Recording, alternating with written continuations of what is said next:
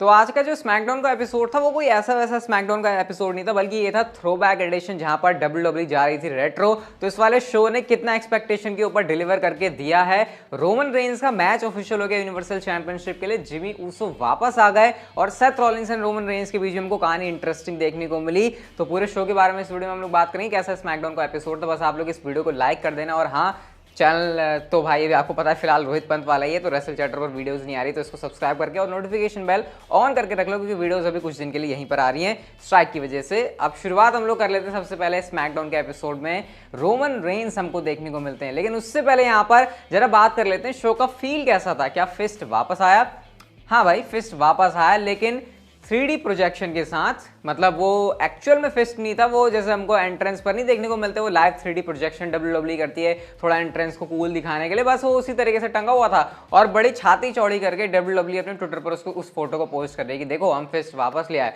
बहुत सारे लोग तो कंफ्यूज जो स्मैकडाउन लाइव नहीं देख रहे थे कि भाई हमने तो कुछ नहीं देखा ऐसा, या मतलब कहाँ ये कब हो गया, हम तो शो देख रहे हैं, हमें तो कहीं दिखाई नहीं दिया। जिसने उस पॉइंट के लिए उस चीज़ को मिस किया, थोड़ा और फील लाने के लिए जो कमेंटेटर्स ने माइक पकड़े हुए थे वहाँ पर उसमें हमको तार देखने को मिली थी, जैसे पुराने होती थी, वायरलेस कनेक्शन नहीं था। माइकल कोल ने जो शर्ट भी पहनी हुई है बहुत पुराने जमाने की है, ऐसा कुछ WWE फील डालने की कोशिश कर रही है। लेकिन सही बताऊँ तो ये सिर्फ ग्राफिक पुराने करने से रेट्रो फील आ जाएगा वो मैं नहीं कहूँगा। हमको पूरे शो के दौरान कुछ पुरानी वीडियोज़ देखने को मिलती हैं जो स्मैकडाउन के बड़े मूवमेंट से, तो रेट्रो के नाम पर कुछ ये चीजें WWE कर रही थी। अब बात कर लेते हैं रोमन रेंस की। तो सबसे पहले हमको 10 बेल सल्यूट देखने को मिलता है डैनियल ब्रायन के लिए, कि वो बंदा अब जा चुका है।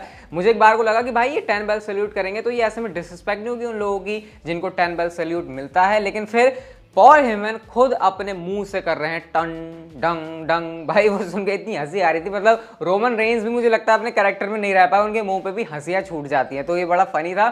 उसके बाद रोमन रेंस कहते हैं देखो जो सब चाहते थे वो मैंने कर दिया, डैनियल ब्रायन शो से जा चुका है और जो है अब हम खुशी खुशी यहाँ पर स्मैकडाउन के ऊपर रह सकते हैं। और साथ ही साथ उन्होंने ये भी कहा कि डैनियल ब्रायन तो गया है तो रिप्लेसमेंट के लिए एक सही बंदा भी तो चाहिए। तो उन्होंने यहाँ पर इंट्रोड्यूस किया एक तरीके से जिमी ऊसो को। मतलब फाइनली बहुत टाइम के बाद जिमी ऊसो हमको देखने को मिले, और जिमी ऊसो आते हैं रिंग में जहां पर इनके बीच जो है बहुत गले मिलना मिलाला होता है, फैमिली का रियूनियन टाइप से हो रहा होता है। इतने में यहाँ पर आते हैं सिज़ारो, जो कि रोमन रेंस के पॉसिबल चैलेंजर बन सकते हैं। वो यहाँ पर कहते हैं डैनियल ब्रायन को कोई भी रिप्लेस नहीं कर सकता, और फिलहाल मेरा जो फोकस है वो तुम्हारे पर नहीं है, मेरा फोकस अभी सेथ रॉलिंस के ऊपर है, क्योंकि मुझे उसको फेस करना है। ऐसा कहते ही हमारे सेथ रॉलिंस आ जाते हैं, पीछे से उन्होंने अटैक कर दिया। लेकिन गाइस हमको यहाँ पर टेडी लॉन्ग देखने को मिलते हैं, जो कि यूजुअली जनरल मैनेजर बनकर मैचेस नहीं अनाउंस करते उसी टाइम पर, तो पुरानी फील लाने के लिए ये मुझे बहुत सही चीज़ लगी। उन्होंने ये कहा कि मैच होगा सेथ रॉलिंस और सिज़ारो का, और अगर सिज़ारो इस मैच में जीतते हैं तो उनको अपॉर्चुनिटी मिलेगी रेसलमेनिया बैकलैश के अंदर रोमन रेंस के साथ यूनिवर्सल चैंपियनशिप का मैच करने के लिए। तो शो के स्टार्टिंग में ही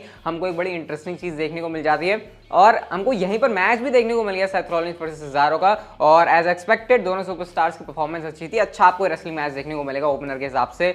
लेकिन मेन मुद्दा ये था कि इस मैच में होने क्या वाला है। रोमन रेंस तो देखो बैक से चले जाते हैं, रिंग साइड पर जे एंड जिमी ऊसो होते हैं, और जे ऊसो क्योंकि चाहते हैं कि इस मैच में सेथ रॉलिंस जीते, तो इसलिए वो थोड़ा बहुत ना मैच में घुसने की कोशिश करते हैं कि कहीं सिज़ारो को रोमन को फेस ना करना पड़ जाए, क्योंकि फिर रोमन का टाइटल खतरे में आ सकता है। अब ये चीज देखकर साथ कहते हैं मैं रोमन नहीं हूं भाई, तू मेरे से दूर रह, मैं अपने मैच खुद जीत लूंगा। जिमी ऊसो को लगता है ये भाई ये मेरे भाई से कैसे बात कर रहा है, इतने में वो सुपर किक लगा देते हैं सेथ रॉलिंस को।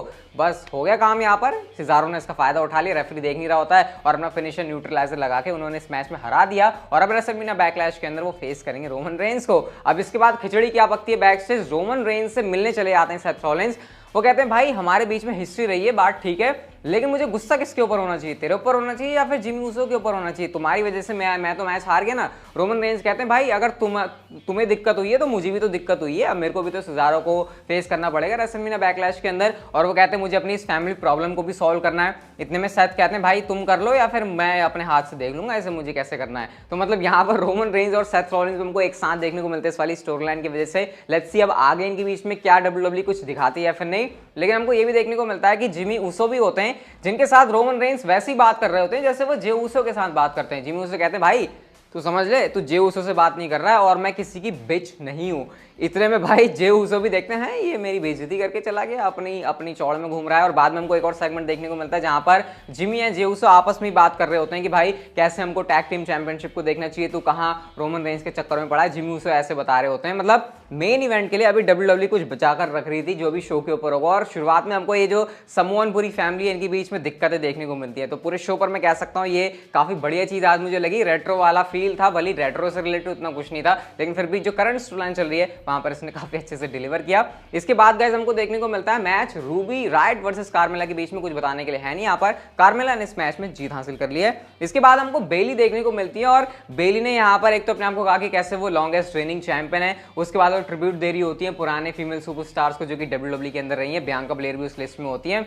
इसके बाद बियांका ब्लेयर आती हैं और बेली ये कह रही होती है बियांका के बारे में कि मैं तुम्हारी लास्ट चैलेंजर होने वाली हूँ चैंपियनशिप के लिए, क्योंकि उसके बाद तो मेरे को तुम्हें हरा ही देना है और मुझे चैंपियनशिप जीत लेनी है। इसके बाद यहाँ पर अटैकबाजी भी हो जाती है, बेली ने लगाने की कोशिश करती है जिस तरीके से वो टेक डाउन करती है, बट इस बार बियांका तैयार थी। बट इवेंचुअली हमको ये देखने को मिलता है कि बेली को यहाँ पर अपर हैंड मिल रहा है। और बेली की हंसी जो उनको देखने को मिलती है ना जब बियांका ब्लेयर प्रोमो कट करती है बीच में, भाई जिस तरीके से वो इंटरप्ट करती है ना वो बहुत ही ज्यादा मुझे फनी लगता है। एंड कहना पड़ेगा कि विमेंस डिवीजन कुछ ही लोगों के, कुछ ही फीमेल सुपरस्टार्स के सहारे चलता है और उसमें से एक नाम बेली का भी है। नेक्स्ट गाइस हमको मैच देखने को मिलने वाला होता है रे मिस्टीरियो वर्सेस जिगलर के बीच में, लेकिन जिगलर ने यहाँ पर कच्ची करना शुरू कर दिया डोमिनिक की। वो कहते हैं भाई तू कुछ नहीं है, तू सुपरस्टार वगैरह कुछ नहीं है, तू सिर्फ रे मिस्टीरियो का बच्चा है।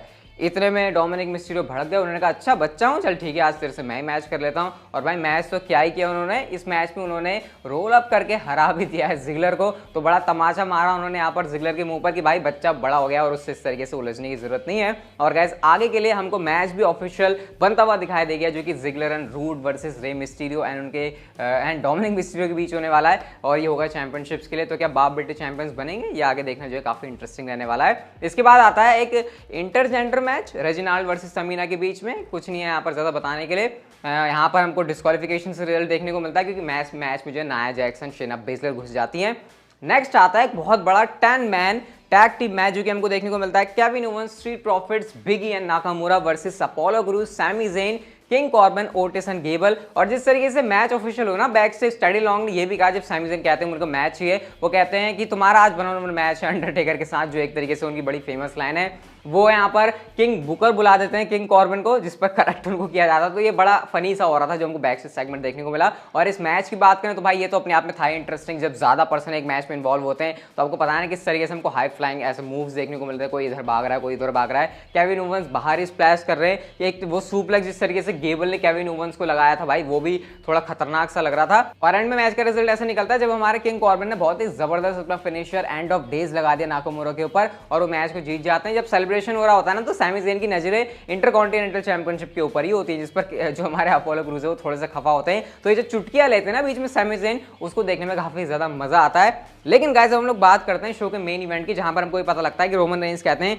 कि नहीं भाई अब मामला जो है ऊपर जा रहा है सर से, अब इस चीज को जो है जल्दी से फिक्स करना पड़ेगा। रोमन रेंज रिंग में होते हैं और रोमन रेंज यहाँ पर इससे पहले कि ज्यादा कुछ बातें बोलते उनको कुछ बोलने का मौका मिलता, पहले ही इंटरप्ट करने आ जाते हैं जिमी ऊसो। वो रिंग में आते हैं और वो हमको लेके जाते हैं पास्ट में। आपको याद होगा जब हमको आई क्विट मैच देखने को मिला था Jey Uso versus Roman Reigns के बीच में, तो यहाँ पर हमको थोड़ा सा इमोशनल साइड देखने को मिलती है कि कैसे जिमी ऊसो कह रहे हैं भाई तू क्या इसके चक्कर में पड़ा है, मतलब फैमिली वाली बात तो ठीक है लेकिन कैसे तूने मेरे लिए क्विट कहा था। मतलब वो अपने एक तरीके से लपेटे में लेने की कोशिश कर रहे हैं जे ऊसो को, जो कि मैं अगर देखूं एक फेस सुपरस्टार की तरफ से तो ये मतलब आप कहोगे कि लोग जिमी ऊसो को सपोर्ट करेंगे। लेकिन यहाँ पर क्या बनता है, रोमन रेंज कहते हैं मैं तो भाई तुझे इसलिए लेकर आया था कि तू शो के ऊपर हमारे साथ रहेगा, लेकिन तू तो भाई अलग ही सीन कर रहा है, तो मुझे एक्नॉलेज कर या फिर तू यहाँ से चला जाए, इस शो पर तेरी कोई जरूरत नहीं है।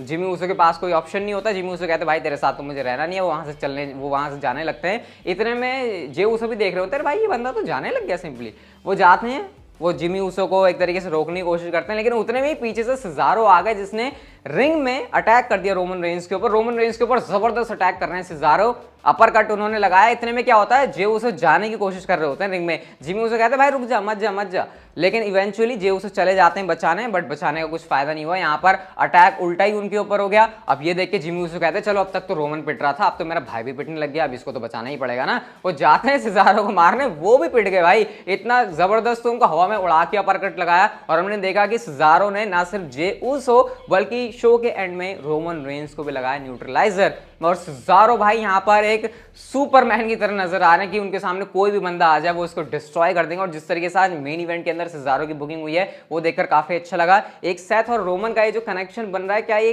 कुछ होने वाला है आगे इसको लेकर? क्या अभी से WWE किसी चीज को लेकर कहते हैं ना बीज बो रही है, शायद उसके भी हमको थोड़े बहुत हिंट मिले। लेकिन रेट्रो स्मैकडाउन के हिसाब से तो कुछ मैं बोलूंगा नहीं कि ऐसा कुछ रेट्रो था, वही था जो यूजुअली होता है। बस हाँ पुरानी क्लिप्स दिखा दी और थोड़ा सा पुराना फील लिया है और वो 3D वाला फिस्ट दिखा दिया। तो बस अगर आपको ये वीडियो अच्छी लगी गाइस तो इसको लाइक जरूर कर दो, इस चैनल को सब्सक्राइब करके नोटिफिकेशन बेल ऑन कर दो, और तब तक आप जिंदगी के मजे लो, वरना पता है ना ये जिंदगी आपसे मजे ले लेगी।